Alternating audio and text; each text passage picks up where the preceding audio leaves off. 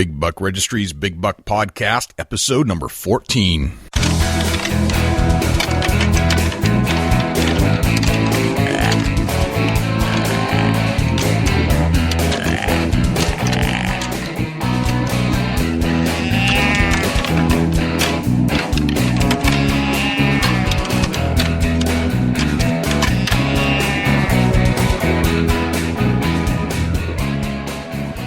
Big Buck Registry is a virtual museum of hunting stories. We preserve a piece of Americana by interviewing and recording hunters about their hunts and experiences from across the country. And who knows, maybe we'll learn a thing or two along the way that'll help us take our hunt to the next level. This is Rob Lucas from Chasing Tail, and you're listening to Big Buck Registry's Big Buck Podcast. Hey, welcome to the show, everybody. This is Jay Scott, your host of the Big Buck Registry's Big Buck Podcast, and we're back. We're back again. We're going full steam ahead. This is the 2013 deer season kickoff, and I am joined tonight by none other than the creator of Chubby Tines Outdoors, our field representative, Dusty Phillips. Dusty, what's going on, man? Not a whole lot. Just getting pumped up for deer hunting season. Opened up this coming Saturday on the 28th here in Ohio. Nice. Now, it's some of the bow seasons have opened up across the country. What's your schedule down there? The opening of 2013 bow season is on the 28th here Saturday, so Gotcha. We'll be full-blown archery opening up Saturday morning. Awesome, man.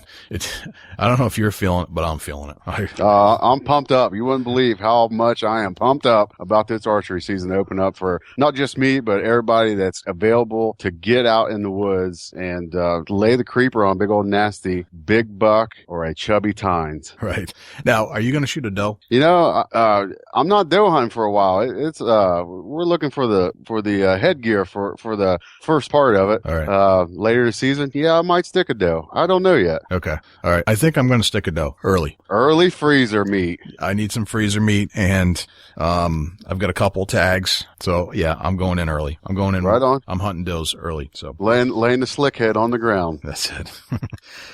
So what's shaping up in Ohio this year for the deer season? How do you see it laying out? Yeah, I think the deer season is going to be incredible. Obviously the rain has hit us. The crops are from heaven, and we're going to have an awesome year. The deer, if they ain't got massive headgear this year, they're not going to have it. If you're a deer hunter in Ohio right now, you need to be like jumping through hoops because the crops are unbelievable out in the fields right now. The harvest has just kicked off, and for sure, I know for a fact that there's 250 bushel corn everywhere in the state of Ohio. Right. Maybe a couple droughty fields, but man, that's unlikely. You're kind of an authority on the corn situation too, because you and your dad grow and harvest corn with the big giant John Deeres, right? Yeah, we farm, and I work for a couple farmers too, so I do know the crop records in the state. Gotcha.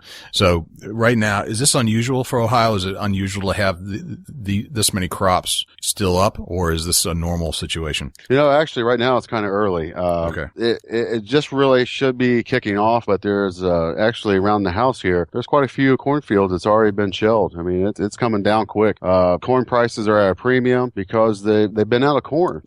Last year wasn't the greatest year for the corn crop, so local Cargills, ethanol plants, they're paying premiums. They're taking wet corn, so they're shelling corn like it's going out of style, which I don't blame them. The money's good, crops are good. Why not get the best of both worlds and get them out of the field? Right. So the deer population is strong this year in Ohio, from what you can tell. Oh, it's a phenomenal deer population. Right. Obviously with the corn coming down, I'm driving around checking fields in the evening that are close to my honey holes. Yep. I'm seeing a lot of does. I'm seeing some small bucks up on their feet, and it's way early. I think a guy should be able to stick a nice buck real early in the season this year because the crops are off so early. Okay. What are you doing right now to prepare for the upcoming season? You've got bow season coming up, and then when does gun season start? That won't kick in until 1st of December. Okay. It's archery season. Obviously been shooting my bow quite a bit. Yep. Getting all my gear checked out, getting my scent control, putting everything in my bags. I got it all in a plastic toter. Got it out in the garage. It's sealed up. It's got if anybody's listened to the podcast prior with me live on there, I got my cedar. It's been pressed down. The oil's actually dumped dumped in the bottom. I got some cedar bark chips that are in there. So, just trying to get the scent off everything, get everything tuned up, lined up, shooting straight, ready to go. Yeah. That, obviously we able to get out and do a little bit of mowing on some of the food plots here that I've got set up. Just getting them ready for the cold weather to set in. That's the main thing. Getting everything set up, tree stands, shooting lanes. It's all happening right now. Gotcha. Do you get to shoot very often during the week? I try to at least shoot 3 times a week. Okay. At a bare minimum. I like to do it 5 days a week, if not 7, just to stay tuned in. Even if you can get out and shoot 10 or 12 arrows, why not? Just keep that focus on being able to shoot and shoot accurately and make a good, clean kill shot. Yep. I always find that if I can go in and I'll shoot for the first few shots, they'll be pretty good, but then they kind of wane and I'm not shooting as good. But if I do it routinely, it seems like I can always maintain that level of accuracy. I don't know if it's muscle memory or what, but it just seems like the more you do it, the more likely you are to have a good shot on your target. But if you just kind of wing it, you get in a couple good shots early, but then it goes haywire because you have to kind of remember where everything goes. Like where's your thumb going to go when you're resting it on your ear and all that kind of stuff. Yeah, it's definitely it's a memory. Right. The more you shoot, obviously your muscles get toned up, your body gets adjusted to drawing your bow back. And, the cleaner you can draw your bow, the cleaner you can hold it, the cleaner you can release it, the accurate it's going to shoot. And it takes a lot of practice. One of the questions we asked on the Big Buck Registry earlier was how many tags you get.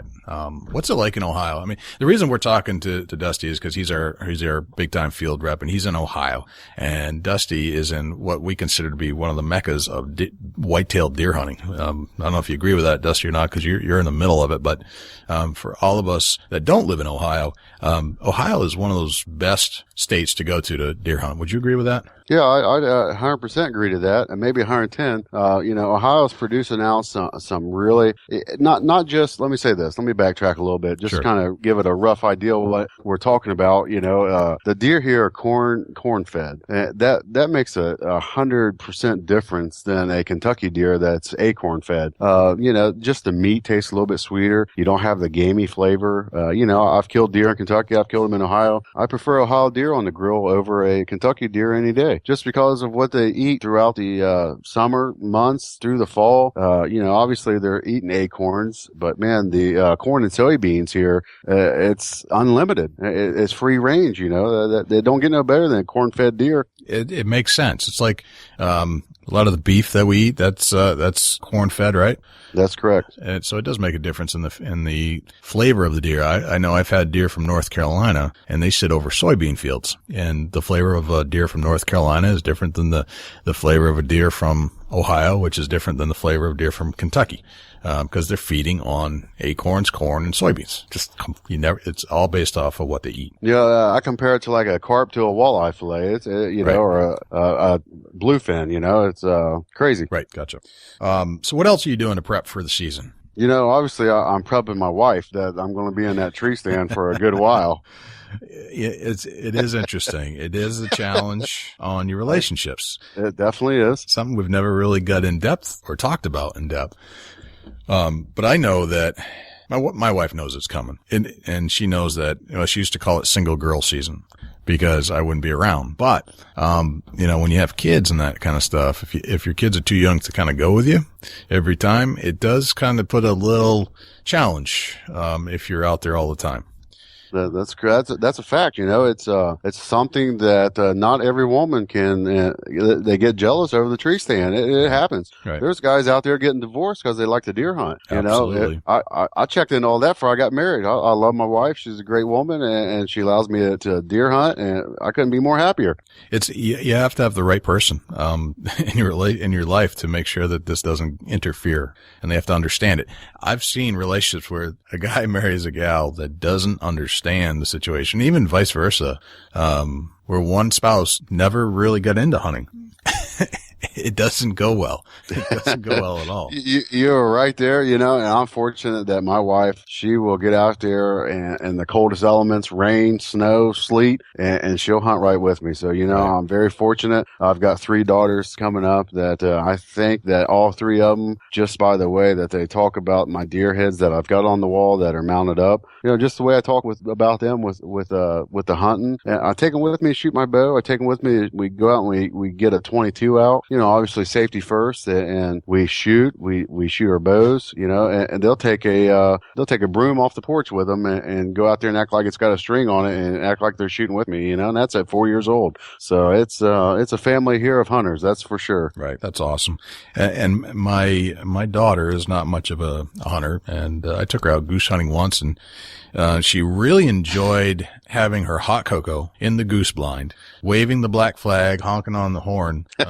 And we actually turned a flock of geese about a mile away. They came in, I shot them, and there were feathers all over the place. And she just turns to me and says, "Daddy, look, feathers." As they're floating down to the earth. It was funny. That's some of the best memories that a guy can ever have with his daughter or son, is being out there in the outdoors. That's a big thing that, obviously with Chubby Tines Outdoors and Big Buck Registry, get the youth out into the hunting grounds, get them out there. Right. That's our next generation. Get them in the woods. Absolutely. There, there's a pure element involved in getting into the woods yourself and getting others involved in the woods. If people have never been there, there's such a purity to it that you won't understand until you're there. But it's part of my life forever. I'll never be able to abandon it. And if my career or something turns me into a city or something like that, and I swear I have an allergy to asphalt and concrete, but I won't be able to do that. I won't be able to sit in a city environment and not dream about going to the woods, just the way it is going to be. So. All right. So the deer population in Ohio is, according to this website I'm looking at, it's saying that Ohio's deer population is 700,000. That's a lot of deer. That's a lot of deer. I got to say this much. I think, for sure that, it's going to be like 600, probably about 98 or 699,998 when I get done. You might as well take at least 2 off of that count right now. Right. I think the deer management, tries to harvest out about 10% of its population every year. In order to maintain a healthy deer herd. So you're probably going to take 70,000 out of that 700,000 this year. They'll obviously come right back, but, that's a lot of deer. That's a lot of deer. The harvest in Ohio, and I'm in New Hampshire. The harvest in Ohio is approximately equivalent to the entire deer population in New Hampshire. That's crazy, ain't it? It's, what I've got in front of me is showing me about, it looks like last year, somewhere around 240,000 deer were harvested last year. Oh, is that right? Gotcha. That's a lot. Okay. So, there's definitely quite a few more being harvested. So if you got a 200,000 harvest out of a 700,000 population, there's a heck of a lot of deer being taken. That's crazy. Yep. You was talking about, the deer in Ohio. What's the bag limits? We got very minimal states with a 2 deer limit this year. They have upped the ante. Probably 90% of the state of Ohio, for sure is going to have a 3 deer limit, in them counties. And then we got, about 25 to 30 counties that looks to be having a 4 deer limit. And, that's a lot of deer. Every person kills 4 deer. That's a lot of deer being harvested. Right. So the state of Ohio Department of Natural Resources divides it up into counties and then does a deer population estimate, and then in turn will decide how many deer should be harvested per person in those counties. Is that right? That's correct. Gotcha. And is that more or less than last year? That's a little bit more in some counties, and it's going to be the same in a lot of counties. Okay. They upped it previous years in my county, which is Montgomery County, Ohio. Okay. It was a 2 deer limit, a buck and a doe. This year they're going with 2 antlerless and antler deer. So that's quite a bit of meat in the freezer for us. Right. All right. So as a family, how many are in your family, Dusty? There's 5 of us. So you got a family of 5. you can go out and harvest 4 deer in the Montgomery County, Ohio. That'd be three deer in my county. 3 deer in your county. Okay. And 2 antlerless and 1 antlered, or is it vice versa? That's 2 antlerless and 1 antlered. Okay. And are there any restrictions on the firearm that you're using, or yeah, we are shotgun only and a muzzleloader. We don't have a rifle season. Is that right? Okay. That's correct. And are those tags they can be used for all the season? So you start out with bow. Do you have a bow tag, or is it just you get 4 tags completely? You start out, you'll have a early doe permit, which has got to be used before deer shotgun opens up, and that's a archery only. Okay.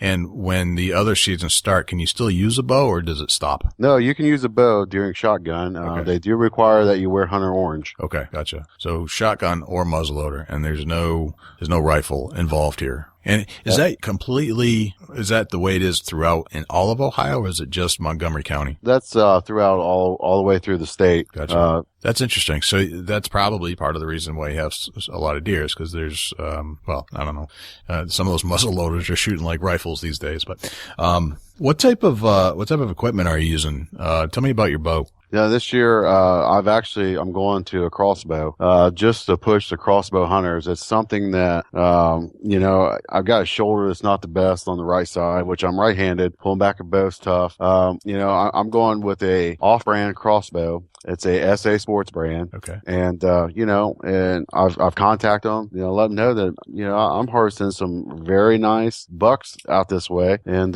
maybe I can get one stuck that's good enough to promote your product with my deer. Right. And how about your muzzleloader and your shotgun? What brand? Muzzleloader, I shoot old Hawkins 50 caliber. Yep. And, I had a local gunsmith put a red dot scope on it. That putting a scope on it and muzzleloader, it's old cap and ball. That to me is a muzzleloader. The end lines, I don't know. They're too much like a rifle for me to get a hold of. Right. It seems like the old cap and ball is the way to go. As far as more of a challenge, there's all kinds of things that can go wrong there. And, you can make a mistake with a cap and ball. And I think that's what makes it a better challenge for me to hunt with a cap and ball, old style muzzleloader, than go to an inline. Yeah, man, you're a purist when it comes to that.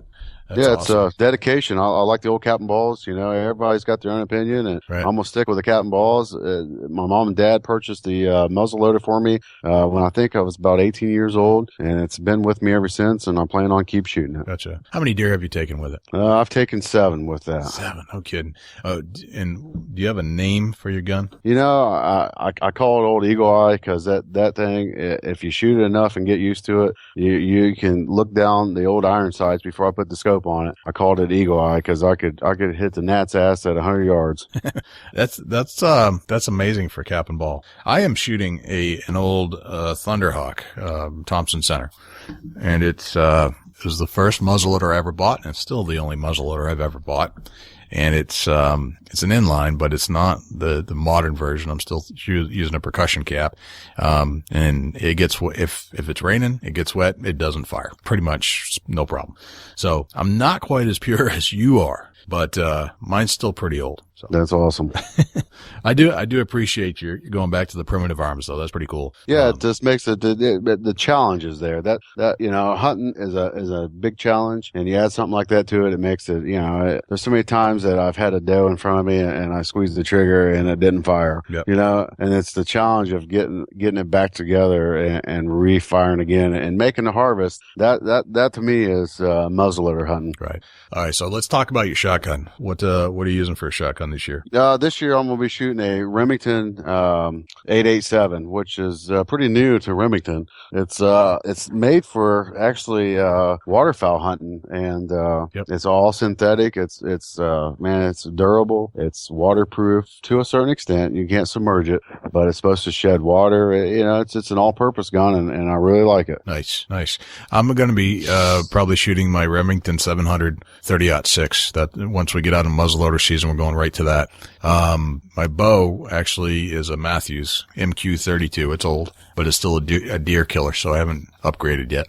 But as it turns out, there's a guy that moved in across the road from me who is a bow tech. Not the company bow tech, but he is a bow technician.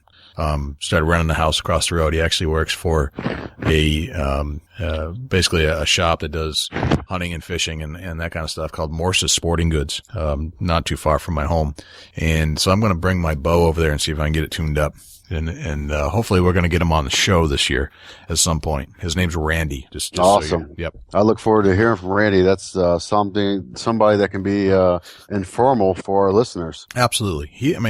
I know enough to shoot the bow and, keep it semi-tuned, but this guy there are people that come from all over New England to go see Randy just to get their bow tuned up with him. So I don't know what he's doing special, but whatever it is, when you're driving down from northern Maine to go see Randy in central New Hampshire, he's doing something special. I guess, it's got to be a trust thing that you're taking care of the bow that you're going to use when you go hunting, to make sure it's firing on all cylinders. Does that sound about right? Yeah, that's correct. So I can't wait to pick Randy's brain. I think that's going to be a great show. Awesome. So can't wait to hear from him. Yep. He's going to be on.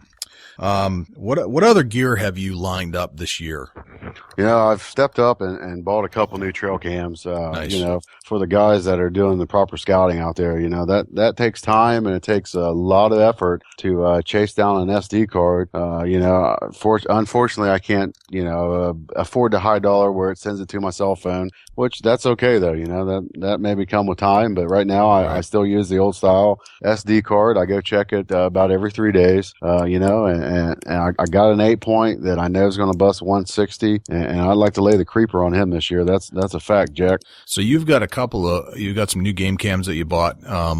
What are we running? What kind of game cams are we running? These are I got one Bushnell, which is the compact series, and I've got 2 Wild Game Innovations that are out right now. Nice. And how are they working out so far? Right now, just like any other trail camera, they do really good. The cold weather here is what's going to make them or break them. If they can cut the cold, I'll buy some more of them. Gotcha. I've got a old Cuddy back with a flash card. It's old school. Still takes pictures, but I'm thinking I might need to upgrade to get a couple more this year. So far so good. The other one still works fine, but there is no SD card. You got to have it now. It's almost a must. You mentioned something just a second ago about, not being able to forward the ones that send the pictures to your cell phone. Tell me about that. I've heard about those. Have you actually seen those in action? I haven't. I haven't been fortunate enough to be around them. Just doing some internet research. It looks like, they take a picture. They have a transmitter that sends it out in a text message. Wow. That's some high tech scouting right there. That's, that's for the high class hunters for sure, but Wow. If you can't get to an area, say you're hunting grounds in another state and do a lease program or own a piece of land out of your area that you can't drive to, right. I have to say that's a great plan right there. You get them out and you can check it at any time. Right. They'll send you the pictures. That's pretty convenient, I kind of like that idea, but man, what are those things running? They got to be up in the several $100s, right? I just knew it wasn't for me, so I didn't even look at the prices. Gotcha. Okay. I haven't looked at them either.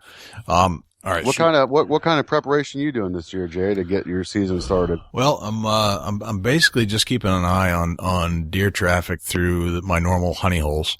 I'm trying not to go in there. I just kind of maintain a distance, stay on the trails, but not actually get into the thick. And it seems like it's almost that, I think we've talked about this before and we've talked about it with other people. It's that sanctuary, where you're trying to keep out of a certain area. So when it's time to go, you go in.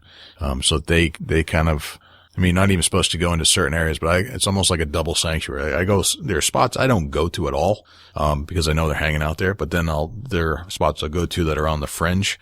But even then I try to stay out of the fringe until it's time to actually go hunt. And you one of the things that I think is important is to try to figure out where everybody else is hunting.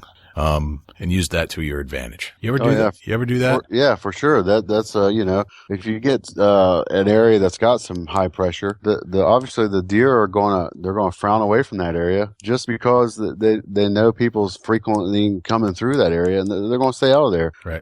Everybody says, why do you hunt the rain? The rain it brings them out of their sanctuary because they usually do not have human contact when the rain's coming down. So it's a natural instinct for them to travel travel around when it's raining. And man, I've laid the creeper on some really nice deer in the rain, and I'll be out there this year in the rain for sure. Gotcha. What do you, during the day, what do you do for a living, Dusty? You know, I work for the government. Okay. And you get to be outside during the day, or are you an inside desk job? No, I'm very lucky to have a job like I've got. I get to be outdoors. That's awesome.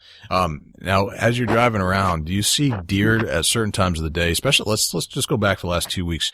What times of the day have you been seeing deer, if you've been seeing them at all? You know, it's just like a human. It's no different than us. You know, everybody can say what they want, but being out there a lot of times you see the morning, which is a breakfast for me. Yep. It's a breakfast for the deer too. They're out there scavenging around in the cornfields, cut cornfields, and at lunchtime. You know, I gotta say that I see more bigger bucks throughout the daytime hours between 11 o'clock and 3:30 than I see morning and evening. Right. Now, it may be different in the woods, just a tad bit different. You know, there's a different schedule with different setups. But you know, during the day out in the fields, there's a lot of big bucks that make their rounds in the middle of the day, so they can pick up that lunchtime snack. You know, and obviously they're eating breakfast, lunch, and dinner unless they're somewhere that they're feeling threatened or they're being disturbed during a certain time of day. They're going to stay out of the area if they're being disturbed. But breakfast, lunch, and dinner, they got to eat just like us. Right.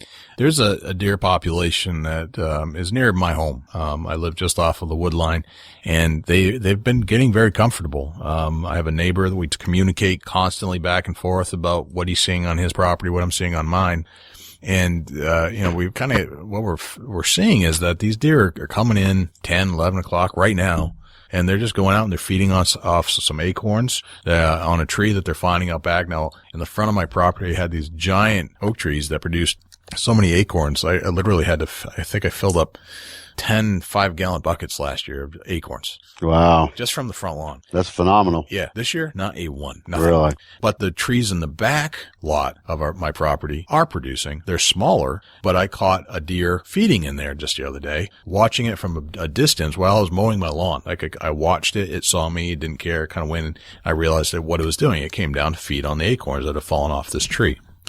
And then a couple days later, saw a couple deer moving through. Actually, I came home for lunch, walked in the backyard because I was moving my canoe and I needed to get my 4-wheeler down to the shop to get a tune-up. Was moving my trailer out and I came around the corner and there were 2 deer standing there at about 20 yards feeding in my garden. Crazy. It was a big doe and a small one with spots, and it looked at me, went right back down to grazing at 20 yards. You're lucky you wasn't in season. Is that what you told them? It's in season. That's the thing. It is. I just came home randomly to grab a bite to eat and get my 4-wheeler down to the shop for the weekend, and there they are. I could have gone inside, grabbed a bow, probably had a shot, but I didn't. Just, it didn't seem very sporting, but it's just interesting. Like midday, I've been seeing a lot. Although this week, I haven't seen any deer in the evening, morning, or in midday. So I don't know what's going on. It gets like that. The lull period. It can be different in every state. Usually first week October, last week September, October. First week October. The lull period is man. It happens here and no different anywhere else. That may be what's going on where you're at. Right. Yep. It's kind of different. All right. So let's talk about this lineup we got for this. Yeah, season. Exactly. Let's get back to the lineup. So we got Randy, the bow technician, coming up this year. We've got a guy named Grant Woods. Tell me about Grant Woods. That's Grant Woods with Growing Deer TV. I've contacted him. He is a go. That's that's going to be a great podcast. Very informal for everybody. That'll be a good one to listen to. Nice. I know we got some awesome questions for him, and I know you're pumped up to talk with him. Absolutely. I think I've been following him on Twitter. I think his stuff is very cool. He's a scientist, right? I mean, this is what he does. That's correct. I mean, we're scientists in some sense when we try and figure out where deer are moving, but this guy is a scientist. I mean, he studies, he does tests, he knows everything there is to know about deer, and I'm pretty psyched to have him on the show. We've got a brother and sister, right? And we've got a couple of kids that are going to come on the show. Yeah, that's correct. It's a youth, brother and sister. They have harvested their first chubby tines ever. They're all kinds of pumped up to get on the show. That's going to be very interesting. interesting. Like I said, brother and sister. So there's got to be some kind of competition there. Absolutely. That's kind of cool. And we've got, we've got a potential butcher coming up. Now, I think this is going to be great because it goes to a whole other aspect of what you do after the hunt, where you bring it, you want to know what cuts to make, how to make them, how to wrap them, how to store them, all that kind of stuff. So we're going to have a butcher on at some point to go through all that kind of stuff. Yeah, that's going to be very interesting. And, you know, hopefully, like I said, it's going to be more or less informal for everybody. That may be something that you learn a little bit from. That's our whole point of all these podcasts, is that we pass on some information to maybe help you out in the future or right now. Right, exactly. We're looking for tips, and we want to talk about those things that you don't really hear about that much, but man, they're going to be useful things for us to know. Stuff I want to know about, not just, you know, I mean, I don't know this stuff, but if I can get somebody on the air, if it's helping me out, it's going to help somebody else out. And, that's the whole point, is to get as many people on the air as we can to learn about techniques. What are other people doing to make them successful in the field? Talk to industry experts that you might not even ever see. I mean, you're not going to see them on TV. You're never going to see a butcher on TV. But that's a cool thing that we should know about. That's, if you harvest your own deer and you cut up your own deer, those are some cool things to know. And even if you're just checking to, if you do it now, if you're just checking to see if you did it right, that kind of stuff. I think that's awesome. Yeah, another one I've got. This is a guarantee. These guys are all in. The Southern Boys Outdoors. Nice. They are on Hunt Channel 266 on Dish Network. Very cool. You know, they're all about hunting outdoors, and you know, I think that's going to be a great podcast. Get them guys on. They're pumped up to be here with the Big Buck Registry, Big Buck Podcast. They told me they can't wait to be on the show, and I'm looking forward to hearing from them. I like the way you say that. It's a lot of alliteration. Big Buck Podcast. That's very cool. We've got, there's an outfitter from Illinois that we spoke to, and we're going to have him on the show talking about how an outfitter might go about their day. Yeah, full draw hunts. Full draw hunts, exactly. You know who else we should talk to again is Nathan Biggs. Yeah, Nathan be a good one to get a hold of and get some more on the doing the productions there. That's a good podcast, that's for sure. So Nathan, last year he was getting lined up to do some shows on Hunt Channel, wasn't it? The Hunt Channel, yes. It was on the Hunt Channel, and it was for the Dish Network. And he actually signed on. I'd like to follow up with Nathan to find out how he made out. I talk to him now and then by text, but I'd really like to find out how everything's going this season. Right on. Let's do it. Cool. Another guest I want to bring on is a guy by the name of Steve Sweeney. He's one of my old hunting buddies from way back. In fact, right now I'm looking at a picture of me, my friend Bob, and Steve, standing there with our firearms in partial orange or actually probably during the day of hunting. And Steve's just been, he's a really good hunter. He's been hunting for, I don't know how long, but he goes from New Hampshire to Connecticut to, down to North Carolina where Bob moved to, and he hunts down there. He hunts all over the place, and he just has this knack. He smokes a lot, and he's has a bad back, but you know what? He still shoots big deer, and he calls me to drag him out. And last year he shot a 240 pounder,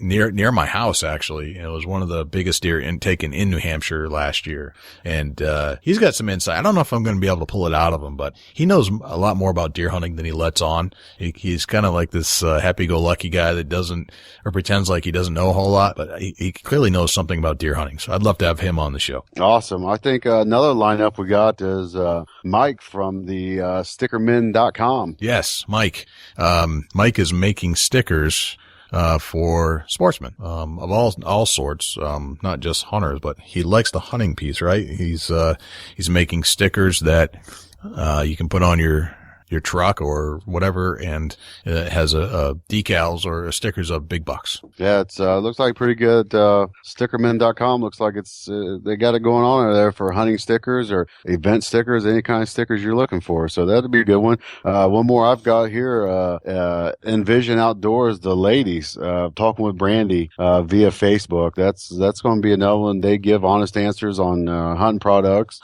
anything outdoors. I think we're going to have them on that ought to be a good podcast. We're looking forward to them to come in. Nice. I'm trying to get a guy by the name of Mike Timlin to come on the show. He's got a Twitter account, Mike Timlin, and he's shot some big deer, and I know he's a big hunter, and he's actually an ex-professional baseball player for the Boston Red Sox. We've been chatting. I'd like to get him on. He's agreed to do it. We just haven't set up a time to do it yet. So I think that'll be a good show. Yeah, we got a full lineup this year, and I'm pumped up to get them started. I can't wait. It's been all summer long. We're getting fired back up. Big Buck Registry, Big Buck Podcast. It's happening, man. It's happening. I pay attention because we're going to be slamming these things on here and we're getting them out there so that everybody can hear who we talk to and hear what we got to talk about. You know who else I'd like to have on is Camo Candace. She was formerly of the Queens of Camo. She's since left the group, but it's a female perspective on hunting. And we had a podcast with her last season, but we'd like to have her back on, see how things are going in Texas. She does a lot of hog hunting, but obviously the deer season is upon us. So I think that'd be pretty cool. So can you believe that the deer season's here already? Oh, it's just unbelievable. Where does time go? It's 24 hours in a day just ain't enough. It's unbelievable. Summer was just here, and where did it go? But you know what? That's okay because I'm ready to go hunting. Yeah, I'm ready to feel the blood pressure rise above normal when you see the antlers coming through the tree lines. Man, it don't get no better than that. Yeah. Why does that happen? That experience. You literally, your chest is just pounding. It feels like it's going to jump out. It's an addiction, obviously, because, I'm jonesing for it right now. I can't wait till I lay my eyes on the first set of bone on top of a deer's head. I cannot wait. What is that? Is that buck fever? I mean, is that what we're talking about? I think it's more or less adrenaline. Yeah. The buck fever. Yeah, I guess you could call it that, but learning how to control your anxiety when you see a mature whitetail coming through the woods with a big set of headgear. Once you learn how to control that, it makes hunting so much more because you kind of figure things out. For instance, myself, I don't know what you do, and you're going to tell us here, but I talk to myself and say, hey, that's a monster. You got to settle down. You got to be able to perform and make a good, clean harvest. Right. Hey, and I do the same thing with a doe, though. I mean, I like the big bucks for sure, but I feel the same way against whenever I see just a deer. Right, I agree to that. You must have some monster slick heads up that way. Yeah, we do. Very much so. Big doe. It's crazy. So I don't know where that all comes from. I don't know if it's like this inner DNA from way back when we were predators and we had to go out and actually harvest our own deer. There must be some kind of an adrenaline rush that enables you to attack. I don't know what it is, but man, my whole being just is in this trance. And you're right. I talk to myself, not out loud, but you have to talk yourself through that moment to make sure that you can calm yourself down, get yourself in a composed state where you can actually take the shot. Because if you don't, that heart is beating so hard, you can feel the pulsation in your fingertips moving the bow around or the gun. Do you have the same experience? Yeah, for sure. It just, my heart, I think, gets beaten so hard that, about 3 trees over, the squirrels can feel the shake. Right. It's insane. It is insane. But that's what drives us to go back. It's the best feeling in the world. Yeah. Don't get no better. I don't need drugs, man. I just need to go hunting. Yeah. Some tree stand time, some seat time gets me pumped up more than anything I've ever seen. I agree. Let's talk a little bit about what's going on over at Chubby Tines. You're our official, guest host, and you are our field rep from Ohio, and you've got your own site going called Chubby Tines, and you created that a little while ago. Tell us about Chubby Tines. What's going on in the Chubby Tines Facebook page? Yeah, Chubby Tines is obviously been a little bit slow throughout the summer months, and that's okay. We like to see everybody's Chubby Tines. It's a hunter submitted photos. We're going to become Facebook's largest hunter submitted photo page out there. With Chubby Tines, all you got to do is check us out, give us a like, submit your photo, and we'll post it for all of our viewers. And everybody says they're fans. I don't agree with that. Everybody everybody that's on Chubby Tines Outdoors is a friend. That's what it is. It's a virtual photo album of hunter submitted photos, trail cameras, elk, deer, mule deer, moose. We post them all. There's no Chubby Tines too big or too small. Take me through what Chubby Tines is. Now, there's a story behind this. I know the answer to this question, but I want you to tell me what Chubby Tines is actually all about. Chubby Tines come about when I harvested my 174-inch whitetail. They said that, man, look at the Chubby Tines on that thing, and it stuck with me. I've got a passion for the outdoors. Whitetail hunting, obviously here in Ohio, is phenomenal, and I'll admit to it. I'm addicted. Can't help it. It's in my blood. It's going to be there forever. I started Chubby Tines Outdoors because everybody would send me a picture, and somehow or some way I'd end up deleting it, or it'd be gone off my phone. They'd send it via text or whatever. But anyway, so now I've got it. We're pushing almost 4,000 likes. It's getting up there pretty good for us. And everybody that's on there is encouraged to submit photos into Chubby Tines Outdoors. I take them, I post them on the page, just like you send them to me. I post them, and it gives people opportunity to, one, see your harvest, for two, to comment on it, tell you congratulations, and for three, just to take in from all different states, all over the United States, of different animals, sizes, the rack formation. It's every deer that's posted on there. That's what's unique about any rack that you see. There ain't none too much alike. Absolutely. That's and that's kind of why we started the Big Buck Registry. I was having the same problem. People that I know who moved away, Bob, for example, my good friend Bob, who actually runs an outfitter down in North Carolina now, would send me pictures of the deer to get on his trail cam, things like that. Then Steve would send me something, and get some other people sending me stuff, my friend AJ. So eventually I go, why am I not sharing this with everybody? There's so many cool pictures out there that we need to start a site where people are actually going to submit their pictures. And then along came the podcast. Like, we got to talk about these pictures. We got to talk about how those people got to it. And that's how we met, right? I think, you were on my site, and then invited you to come on to the show to tell you the story about Chubby Tines. And the next thing you know, we're hosting a show together. So it's amazing. I can't be more thrilled, Jay. It's a pleasure being on the Big Buck Registry, Big Buck Cod podcast. It's something I had never dreamed that I would be doing. And I love every podcast because everyone's different. We talk to somebody different, and it's unique in its own way. A great thing that you got going is Big Buck Registry, bigbuckregistry.com. You've got an absolute phenomenal webpage. You got a phenomenal Facebook page, and people really interact with everything that you post. I love it. I love seeing what other hunters are doing, because there's a whole other world out there from my little hunting world in New Hampshire. But it's opened my eyes to, well, I can make a connection to Dusty. I can make a connection to Nathan Biggs. I could go potentially hunt with them because they live there. What an opportunity to connect with other hunters across the country, going through Chubby Tines Outdoors, Big Buck Registry, and just making sure that you're out there. You're going to form some good relationships and friends, and get to talk about your experiences. It's like sitting on a porch, but your porch is the nation. It's not just your porch where you live. It's like deer camp. It's like virtual deer camp for the whole country.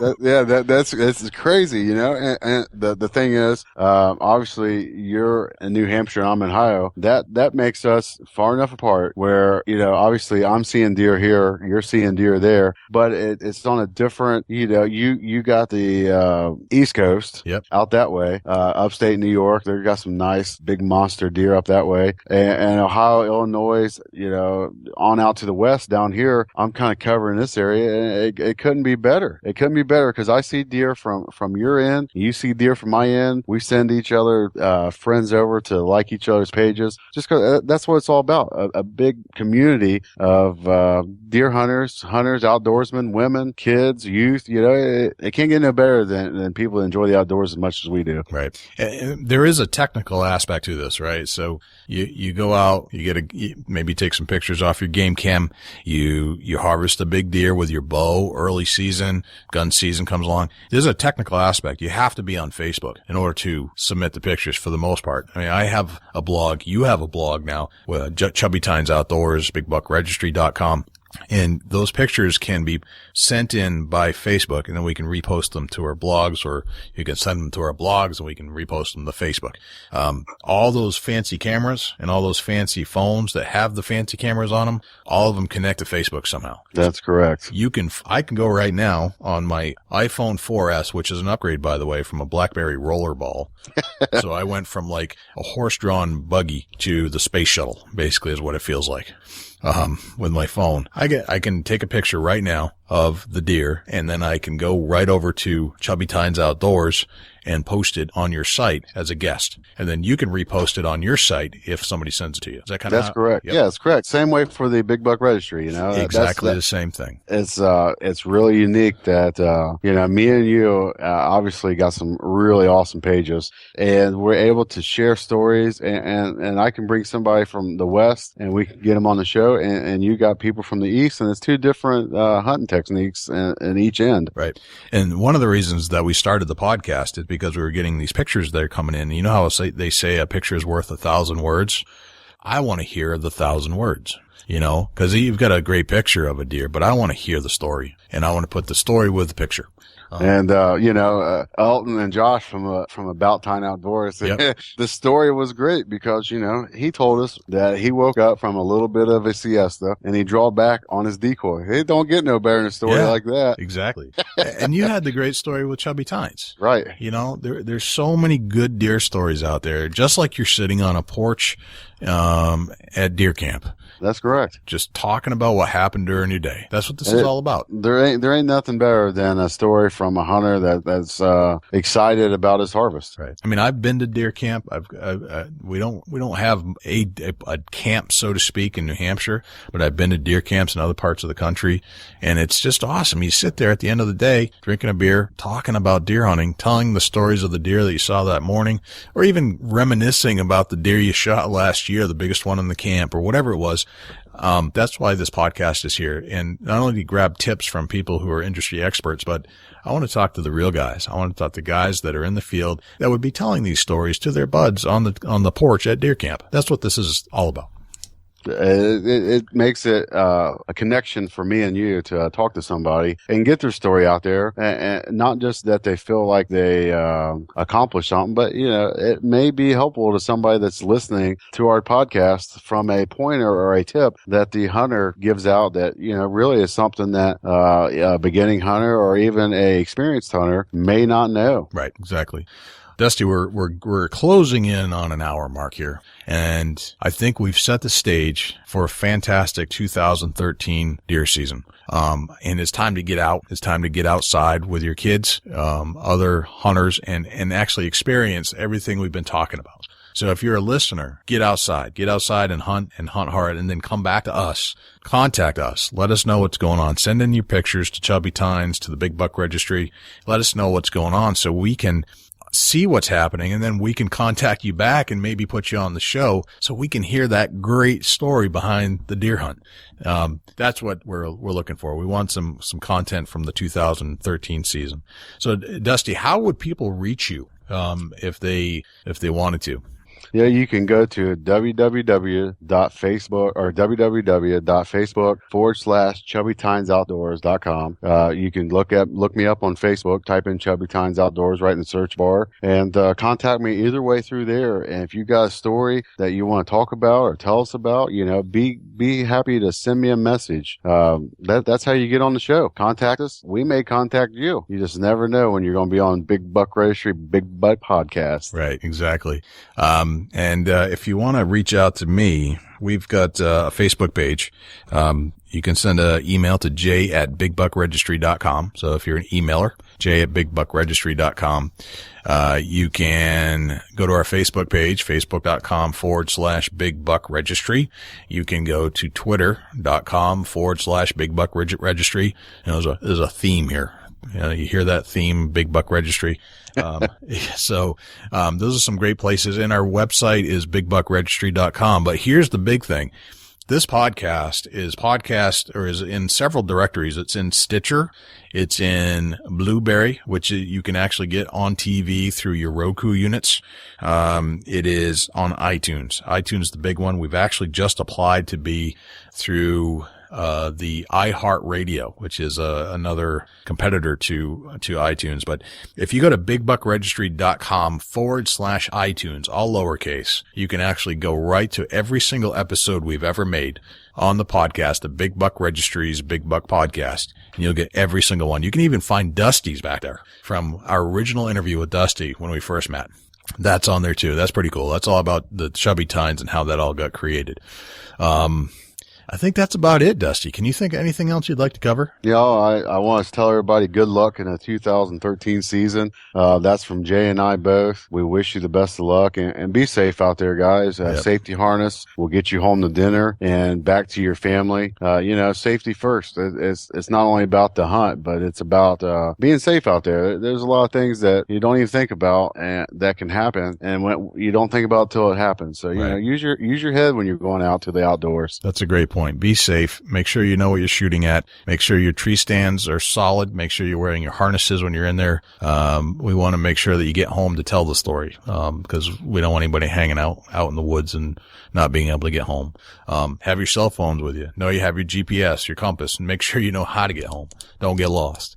There are accidents every single year, but man, the more you can do to wear your hunter orange, make sure you know what you're shooting at. Make sure you know where your other people are in your party before you pull the trigger or shoot the bow. Make sure you know what's going on. We want everybody back to tell that story. Okay. Well, Dusty, I think that's a wrap, man. Awesome. We look forward to being with you guys. Season 2 of the Big Buck Registry Big Buck Podcast. Absolutely. It's going to be awesome. And good luck to every hunter out there, and make sure you touch base with us throughout the season. So this is Jay Scott. And I'm Dusty Phillips. And we'll see you next time right here on the Big Buck Registries Big Buck Podcast.